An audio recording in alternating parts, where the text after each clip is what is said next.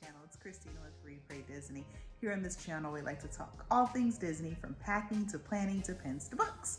So for today's video is our final third, I guess, the final third of Ridley Pearson's Kingdom Keepers Disney After Dark Book 1. Oh my gosh. Y'all, okay, so let me just tell you the story, how it ends, and then I'll discuss with you my my problems, okay? Because I got 99 problems, and this book is all of them. Okay, so we left off with chapter 25, and in chapter 25, the girls, they got sabotaged in the Winnie the Pooh ride, and they were kind of drowned, and Maleficent was trying to drown them. They didn't actually get drowned, but they made it out. Okay, so now we pick up with 26 through, I want to say like the end of the book, and it only ends up with chapter 34. But from here, like this is it, and it's like short, very short chapters, so it goes pretty quick after that. Okay, so in chapter 26, so here's. So the kids meet up in a chat room again, because remember, they still have this virtual Disney chat room thing. So they meet up in the chat room and they talk about their experiences and what they're going to do going forward. Essentially, though, Finn, our main character, he gets kind of caught by his mom. Okay, so what he does, this is what happens, because I didn't think about this until he actually said something.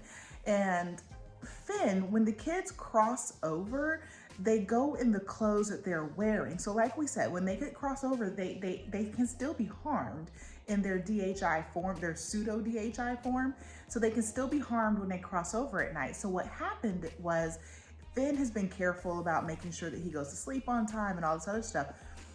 But you know, he's been swimming in things and getting dirty and falling and scuffing up stuff. And so his mom has been doing the laundry. So he's been good about when he crosses over and he comes back into his body, you know, he gets up, he showers, but he throws all his dirty clothes into the hamper. And typical kid, I guess, wouldn't have thought that their parents, you know, mom picked up on the dirtiness of his clothes. And she's like, okay, you're going to sleep in this stuff, but you're waking up rather dirty, so you must still be sneaking out. And so he decides to tell her the whole thing, right? He lays it on. I'm telling you the truth. This is everything. And then he tells her, well, it's time for me to go to sleep, and I need to go to sleep. Don't tell Dad. And he just walks out, and he goes upstairs. And I'm like, that is 100% not realistic, because mom, she doesn't believe him, but she just lets him go upstairs. Like, if you're afraid that he's lying to you and sneaking out, you just let him go back upstairs. Yeah. Anywho, so he tells his mom she doesn't do anything with this information, y'all. She doesn't believe him, but she doesn't try to stop him either, or try to, well, no, you need to sleep on the sofa, or make a pallet in our room so we can watch. Nothing. Like, she does nothing. So, okay. And your kid's getting hurt and you're still doing nothing, but okay. So anyway, they get up, they cross over, the kids all meet up, and Finn and Philby decide to go to Big Thunder Mountain because they are still trying to find the stone. Now, I thought it would have been the sword in the stone, you know, the stone in Magic Kingdom where you can pull out the sword.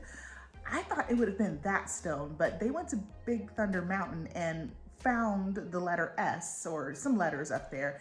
But again, they're getting sabotaged by Maleficent and all of her doings. You know, she sends the winds and raises the water and all this other stuff. So that's all of chapter 26. And then in 27, all the kids, so now they have those letters. So they found all the letters. And so they go to, where do they go? Oh, they go to Cosmic Rays. They go to Cosmic Rays, and Maybeck's like, yeah, I can cook, so let's cook us all some, he's gonna cook them all some burgers in Cosmic Rays. And they sit down and they eat because they were hungry, but yet you're DHIs.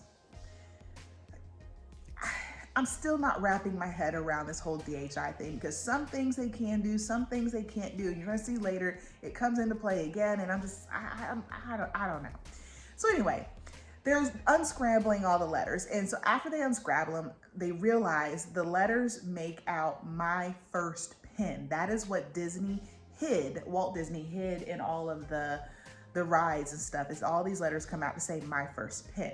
So remember, the whole fable that they're working with is the stonecutter's quill.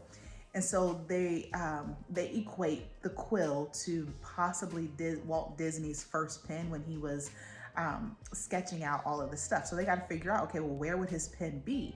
And so they come to the realization that it's probably in One Man's Dream, like a little mini museum ode to Walt Disney over in MGM, which is now Hollywood Studios. Although I've never been to, I don't know if do they still have that, guys? I mean, do y'all know? Is there still that attraction where it's Walt Disney's museum sort of thing, where it's One Man's Dream? Because evidently when they go, there's like a theater inside that they can watch this movie.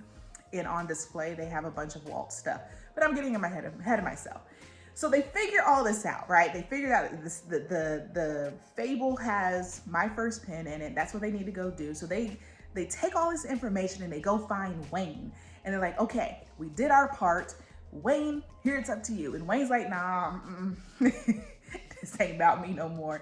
Y'all got to do it. And they're like, well, what the heck, Wayne? Like we unraveled this riddle, we got in all this trouble. We did all these things. And Wayne's like, nah, y'all started it. Y'all got to finish it. Whatever. So they decide, okay, well, we're going to go to Magic Kingdom or MGM the next day. All right. So that's chapter 27. So that's chapter 27. So the next time they meet up is at the Tickets Transportation Center. And I think it's the next day, but it's hard to tell because time in this book, it's linear, but I don't know. It's hard to tell if it's the next day or the next week or what. So anyway, they meet up, and while they're on the bus for Ticket Transportation Center, Amanda pops up because the kids are all talking about what they're going to do and how they're going to get into this museum and be able to steal a pin that should be there. And all of a sudden, Amanda turns around. She's like, I can help. I can do this. And Finn's like, Finn is highly suspicious of Amanda because he's told her stuff. But you remember, she knows more than what she's letting on, and Finn has finally picked up on that, so he's totally suspicious of her. But Finn won't confront her really about it either, and he hasn't told the group that he's suspicious of Amanda, and it's suspicious in general. You're like, okay, Finn, if you're having these problems and you don't know if you don't know if you can trust the girl, but then she pops up again, you're not going to tell people, the rest of the group, whatever. It's unbelievable how that kind of unfolds. But anyway, she says, my mom is, she plays the cards. My mom works in wherever she works, and I can get you in because everybody here knows me and blah, blah, blah. So the way they work it out, and Amanda kind of throws around her clout. She's like, because these people know me, she knows where all the security cameras are. She knows when the security guards are shifting, and you're like, okay, this girl knows quite a bit. So anyway, they use her advice, and Finn is the one who decides to go in. He's the one who goes in while everybody's doing lookouts and different posts and everywhere. He goes into the, not, I'm gonna say a ride, but it's not a ride, the attraction. And he sees all the Walt stuff, and he runs into this old lady, and she's a cast member, but you kind of wonder, because Ridley really went into description with this woman. So at first you're like, is she part of the Overtakers? But turns out she's not. But so he goes in and he kind of hides out in the theater after the movie plays, like a 15-minute movie. And then he goes through the museum. I'm calling it a museum, but he goes through the attraction piece, and he finds Walt's desk. And so he takes all of the pins because he doesn't know which one it is. So he takes all of the pins, and then he sees the plans because there's that whole play on words. He thinks that when Walt said, I have big plans for this place, that maybe instead of meaning, wanting to make money, he thought maybe physical plans. So he takes some blueprints that are sitting near Walt's desk too.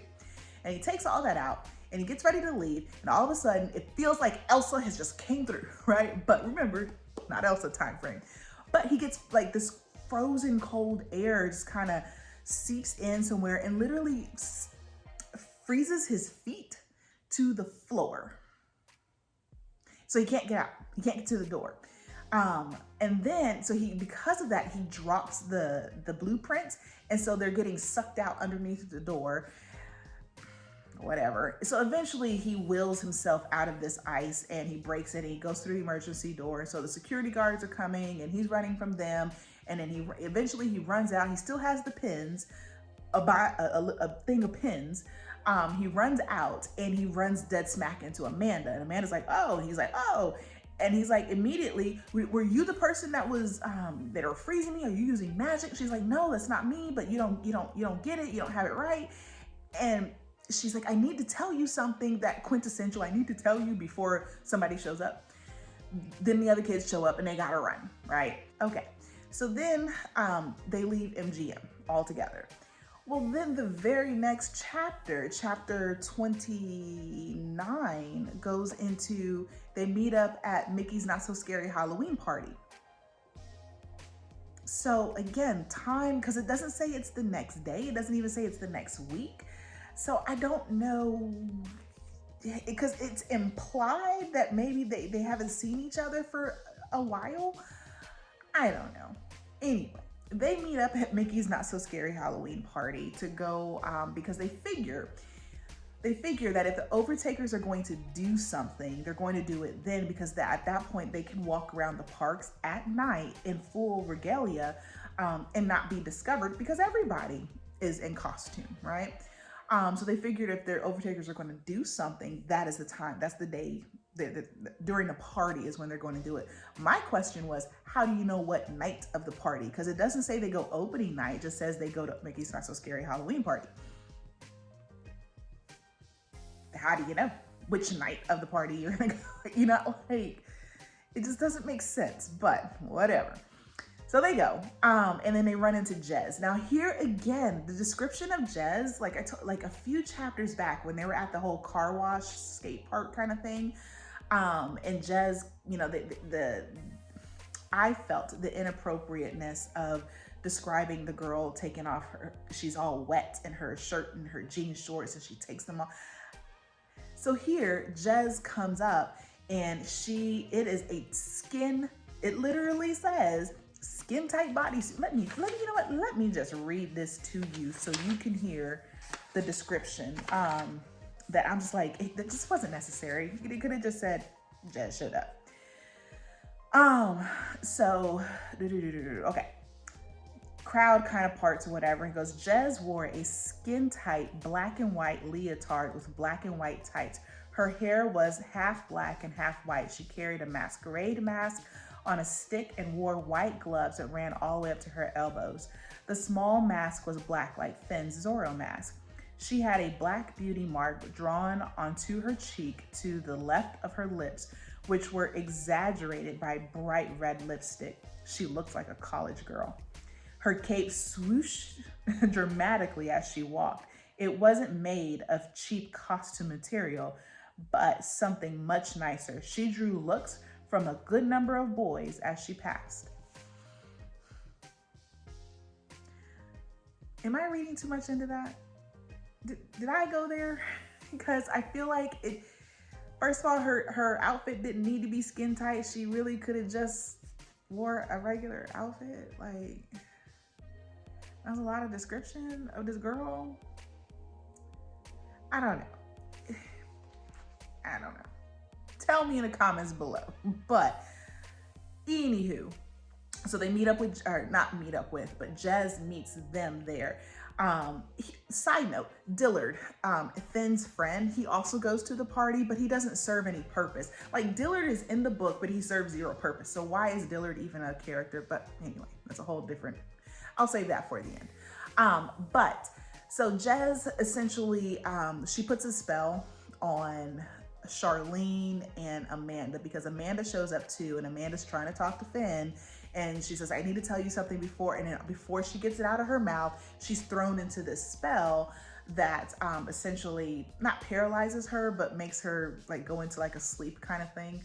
And then all of a sudden she just pops up out of this sleep and she says, you know, you got to watch out for Jez. And then you don't know how, no, she says, you don't know what kind of power they have. And then she falls back out. Like she was fighting it. And then it was just awkward to read that whole scene of the girls falling out and going into this spell. Like it was weird.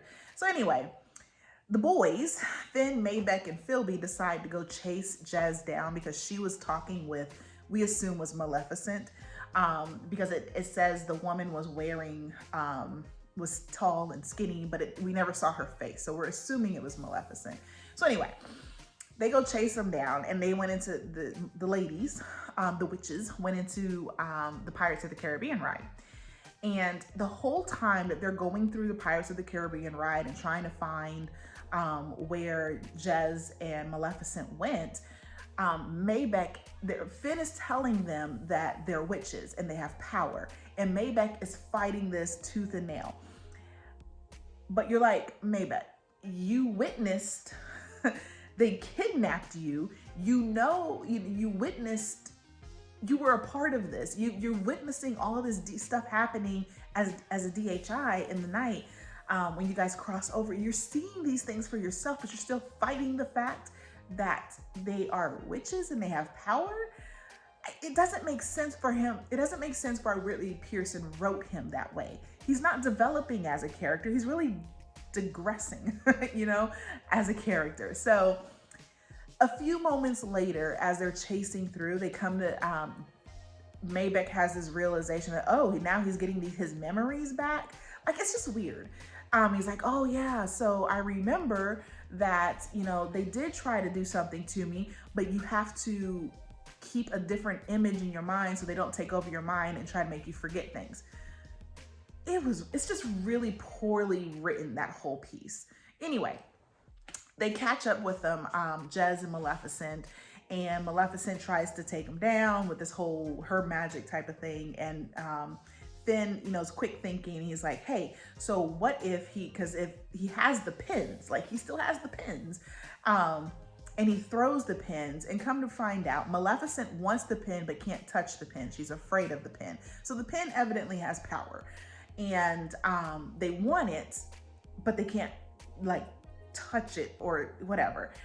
So Finn uses that to his advantages, and he not stabs Maleficent, but he really just punches her with it. And she falls back into the magic that she created to stop him, this magical force field kind of thing. And she drains her own power by falling into her power. Okay. Okay. And so he escapes. Okay. So then that leads us into chapter 31. Now, again, timeline, we don't know if it's the next day or not, but we open up with Wayne is driving the kids. So they went to go see Wayne that night after they defeated Maleficent or whatever, and they tried to give him the pins, and he's like, no, you know, again, you guys got to finish this sort of thing. And so Wayne says, well, meet me here. I think I think this is probably the one time that it was the next day, or I think the time was set. Either way, they meet him back at the Ticket and Transportation Center, and he brings with him cast member outfits. And so they all dress up as cast members, and he takes them to the Utilidor. So y'all know that, hopefully you don't. If you do, hey, I'm glad to share new information. But you know, underneath Magic Kingdom is the Utilidor, where they all the cast members use to go back and forth, and they use it for all kinds of things, you know, to move characters, to move storage for food, and all kinds of stuff. And especially trash, which comes in handy in the story. So, what's his name? Wayne has the kids dress up in different cast member outfits, and he takes them to the Utilidor, and he hatches out a plan with them to try to capture Maleficent. So one of the things that they figure about Maleficent is because technically all of the characters that come alive at night the Overtakers that come alive at night, they're all within their own parks. But Maleficent seems to be out of place. So Maleficent is a part of the Phantasmic show over in Hollywood Studios. And so what they're trying to figure out is, where is she if they're in not Magic Kingdom. She's at the Phantasmic show in MGM Studios, and they're trying to figure out what is she doing in Magic Kingdom and where is she hiding in Magic Kingdom, because most everyone else doesn't cross over to other parks. Most of the Overtakers. So, and again, we don't really know who all the Overtakers are. Right now we know Maleficent. So they figure that Maleficent she's hiding somewhere cold, because every time they come across her, she sends off this cold air and so forth. And so they figure she's hiding somewhere that's really, really cold. And they try to think, well, where in Magic Kingdom would she be? And so they somehow or another figure it's the computer room, to the security, like the security cameras and stuff that's in Magic Kingdom, that's in the Utilidors. Okay, so chapters 31 and 32 go through them going through Utilidors, and they come in contact again with Maleficent, and this time they try to trick her out. Now, you might want to say, well, Christina, aren't there other people? Well, yeah, that's why they're dressed as cast members, but oddly enough, there was no one in the control room at the time that they went, because they supposedly figured out that the people in the control room have a 15-minute coffee break where it's unattended. Really, Disney? Okay. Highly doubt that. But for the plot of the story, that's how that's going to go. So they go into the control, they try to go into the control room, but Maleficent, they lure her out instead, by saying that they give up. And Finn's like, we give up. We just want our lives back. We just want to destroy the server that the DHIs are housed in. And we just want to be real kids again.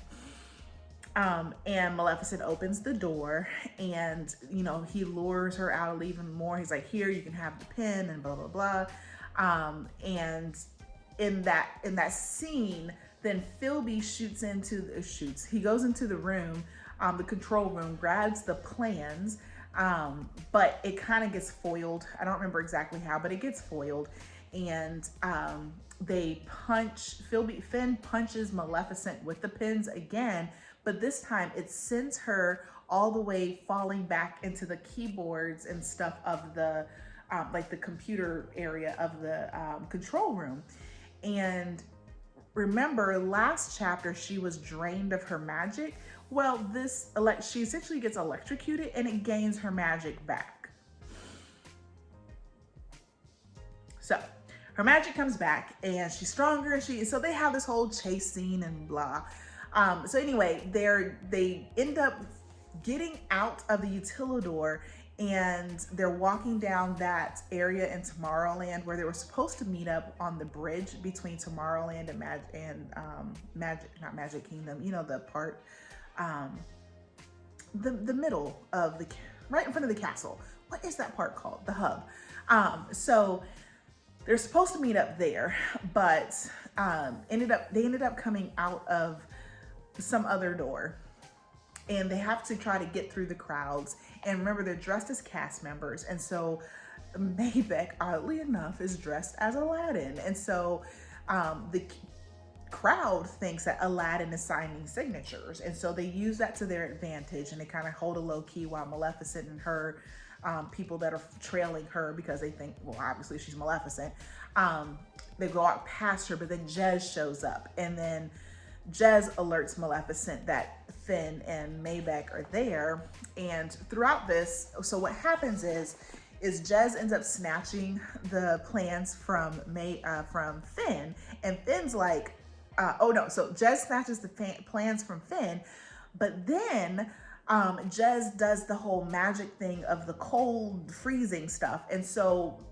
Finn realizes it was Jez that was at the one man's dream and not actually Maleficent. So Finn, he's frozen to the ground again, and he's like, okay, I need to get out of this. And so he thinks himself into DHI mode. And so he shifts into the light that is the DHI. And as he shifts, he's able to break free of the ice. And instead of making a run for it, he walks through Jez and into Jez. So he is in her in the middle of daylight, you know, and he can hear her thoughts and feelings and such, but he doesn't really do anything with it. And then he exits it out, and Jez is like, oh my God, thank you.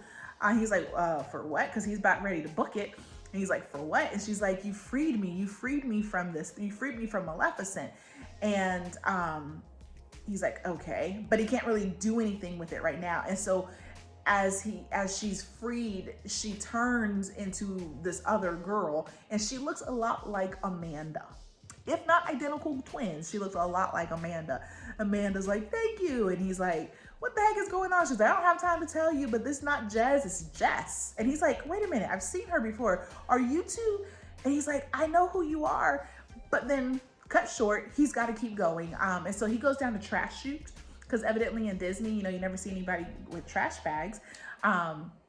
There's trash chutes. And so they all go down to trash chutes, and Maleficent follows down the trash chute. And essentially that's where she gets trapped. They're able to get out of the trash chute, but she gets trapped in the trash chute. And so Wayne has arranged that part, and they take Maleficent down to the dungeons of Pirates of Caribbean, because that was something that they noticed when they were in the Pirates, is that all of those locks and welding equipment that was stolen before, Maleficent and her crew, I guess, had had redone the dungeons below Pirates of the Caribbean, because they were going to store people down there. So that's where they're going to put Maleficent. And Finn's like, y'all ain't gonna kill her? And Wayne's like, no, we don't do that here. We're Disney. We're gonna let her think about what she's done. Okay. So they head back to Wayne's place, and they put the pins on the counter, and they put the blueprints out, and they're like, okay. Wayne's like, all right, Finn, it's on you. You got to figure this out. I think this one is the pin, because, you know, Wayne is the only one that actually knew Walt Disney. So I think he's like, I think this is the one. This is the pin. It looks the oldest or whatever. And so Finn, you know, dumps some of the ink out, and that drop of ink seeps through the blueprints, and all of this, it's like all this light starts lighting up, and then it seeps out into the park. And it goes all the way down, it lights up everything, and all these fireworks are going off. And that's it. Wayne sends them home. Yeah.